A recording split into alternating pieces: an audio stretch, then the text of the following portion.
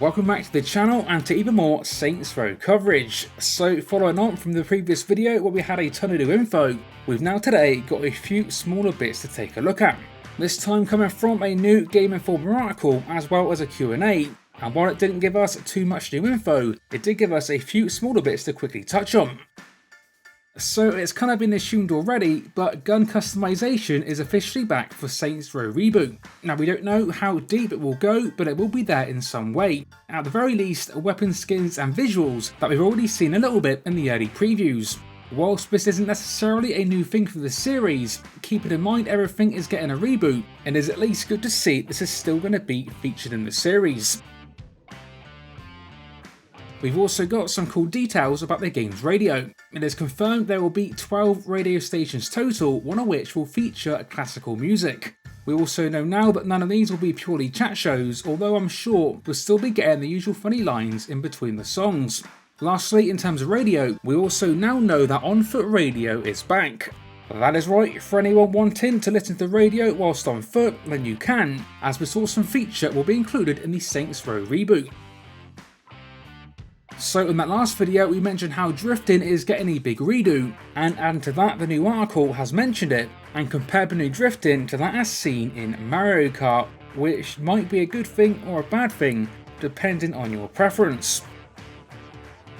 We've also got new info on the Wingsuit, as not only can you use it to jump off cars like we covered last time, but you can also land on other cars and take them over. Character customization has also been emphasised again. We already know it will feature more customization than ever seen before in the series, but it's now also confirmed that the game will feature a full gender spectrum. So male, female, monster and anything else in between will be doable in the new Saints Row game. The article also touched on that the new game really feels like a genuine Saints Row title, with that resulting in a definite yes. It was said that the game feels very much like a true Saints Row game, and even though the early press footage doesn't necessarily show it, the game still features the usual foul language, shit talking and adult humour from the older titles, so good news for anyone concerned about that. Lastly today, in a quick change now from Saints Row to finish on, because as some of you will already know, this past week the GTA Definitive Edition trilogy is now official. Now this has been rumoured for a while now, but it is now officially confirmed.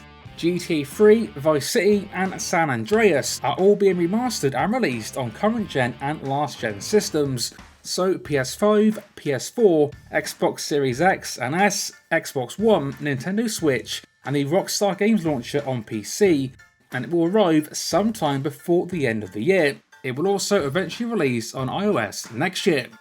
So how remastered these will be, we don't exactly know, but what we do know is that all three games will feature across the board upgrades, including graphical improvements and modern gameplay enhancements, with the game still maintaining the classic look and feel of the originals.